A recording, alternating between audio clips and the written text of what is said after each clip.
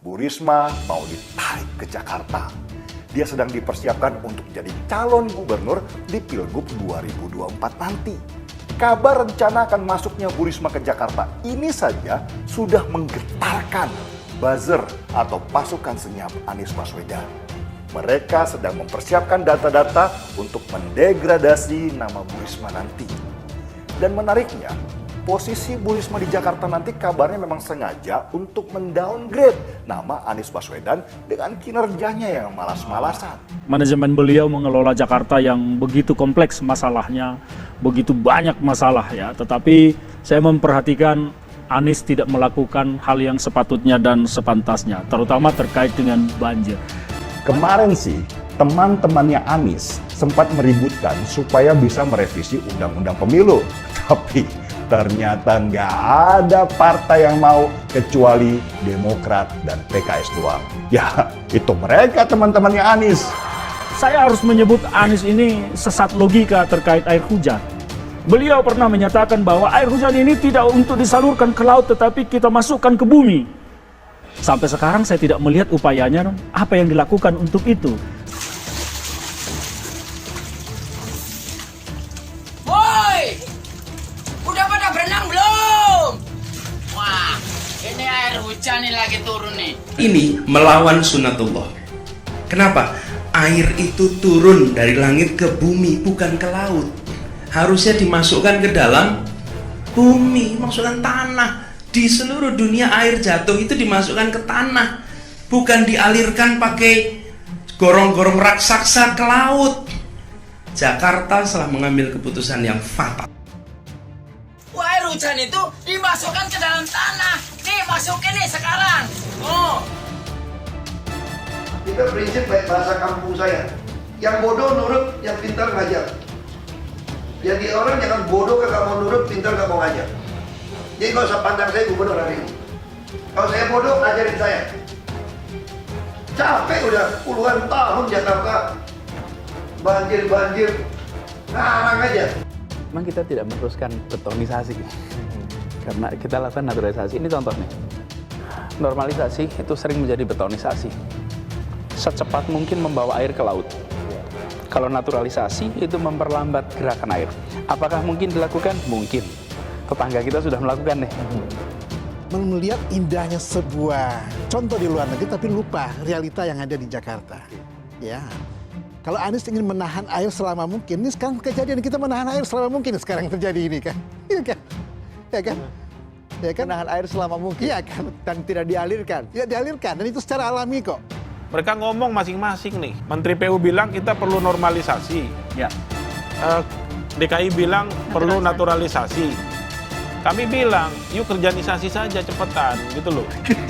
Iya, nggak usah diperdebatkan ini normalisasi atau naturalisasi. Yuk kerjakan apa? Yang kita mau dengar kemarin, apa kerjanisasi yang kamu sudah lakukan?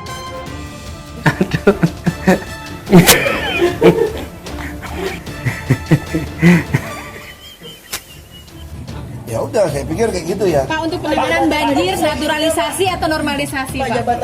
Aduh, kalau soal kata-kata gitu, Pak Gubernur sekarang lebih pintar dari saya.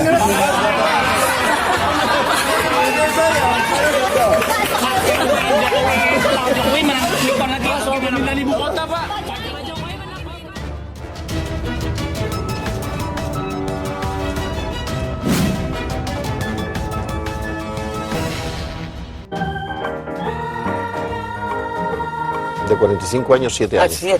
Pero con descansos.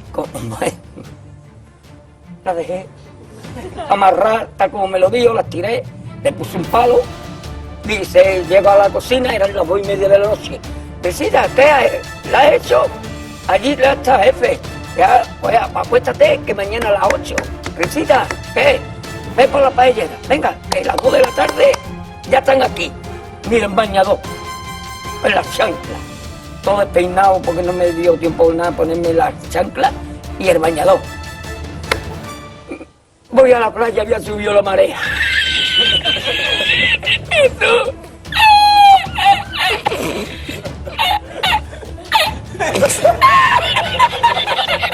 Eso. Había subido la marea y encontré una paella.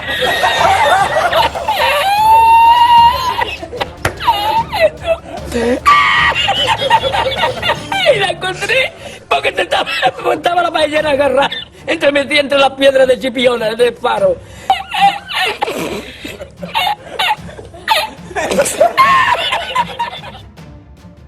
Penak toh zamanku jadi gubernur.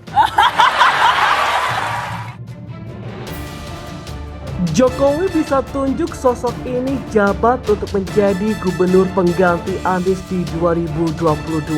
Masa jabatan Gubernur DKI Jakarta Anies Baswedan akan segera berakhir. Banyak pihak sudah mulai melihat sosok-sosok yang pantas untuk menggantikan Anies sebagai pelaksana tugas di DKI Jakarta. Lalu, siapa yang akan ditunjuk oleh Presiden Jokowi? Sosok yang akan menggantikan Anies Baswedan sebagai PLT Gubernur DKI Jakarta masih misteri. Tentu hanya seorang Jokowi yang tahu nantinya. Tapi hiruk pikuknya di tingkat atas sudah ramai bak pasar malam. Sedang masyarakat umum nampak anteng-anteng saja sebab PLT ditunjuk langsung. Banyak nama yang beredar tapi Jokowi nampaknya akan memilih dari salah satu menterinya yang sudah punya pengalaman mengelola daerah. Dan kiranya Risma atau Bu Trisma hari ini menjadi salah satu kandidat yang terkuat. Mengingat yang bersangkutan adalah mantan wali kota Surabaya yang sukses memimpin daerahnya hingga 2 periode. Di jajaran Kementerian Kabinet Indonesia Maju yang punya kans besar adalah Risma. Pertimbangan lain selain pengalaman sosok Risma juga terkait dengan pemilihan presiden 2024. Provinsi DKI Jakarta adalah miniaturnya Indonesia. Jakarta sebagai epicentrum titik pusat perhatian yang seksi, punya peta yang sangat strategis dalam perpolitikan di tanah air. Dapat diprediksi masa jabatan bagi PLT Gubernur DKI Jakarta yang ditunjuk oleh Jokowi akan digunakan semaksimal mungkin. Ada interval waktu antara 1,5 tahun sampai 2 tahun. Cukup untuk meraih panggung ya. Jika memungkinkan saat Pilgub DKI Jakarta menjadi modal atas kinerja yang telah dilakukannya. Dan ini sangat menarik, so interesting. Jika skenario berjalan dengan sangat baik pastinya. Anies Baswedan bisa nganggur atau memilih salah satu maju kembali di Pilgub DKI Jakarta. Dan itu artinya besar kemungkinan berhadapan dengan Risma dan tokoh lainnya. Merujuk pada undang-undang yang baru, pilkada akan digelar sesudah Pileg dan Pilpres mendatang. Atau fokus tertarik di Pilpres 2024 dengan catatan ada partai yang meminangnya. Sebab yang bersangkutan bukan kader partai. Jika kalah masih ada kesempatan maju di Pilkada DKI Jakarta. Tapi kemungkinan masyarakat atau warga DKI tidak menerima karena sudah enak duluan ya. Dilabeli dengan sosok yang kemaruk. Pilpres gagal lalu downgrade ikut Pilgub. Dan menurut pengamat politik Deddy Kurniasyah, sosok pelaksana tugas bukanlah soal cocok secara ketokohan. Karena sosok pengganti Anies ini nantinya dipilih langsung dari pemerintah pusat. Yang dapat diharapkan adalah pejabat yang netral, ujarnya kepada Genpi. Kenetralan itu menurut Deddy perlu dibuktikan dengan tidak tergiur mengikuti kontestasi politik atau mendukung salah satu kandidat yang akan bertarung. Sehingga kebijakan pemerintah di masa transisi itu dapat berjalan secara profesional, ujarnya. Sementara itu pengamat politik Zaki Mubarak menilai Menteri Sosial Tri Risma hari ini atau Risma merupakan salah satu kandidat pengganti Anies yang bakal ditunjuk Presiden Joko Widodo sebagai pelaksana tugas atau PLT Gubernur DKI. Namun kata Zaki, segala kemungkinan masih bisa terjadi, seperti munculnya nama-nama yang baru. Yang penting harus memenuhi syarat, terutama dukungan dari parpol, berintegritas dan juga benar-benar bisa bekerja.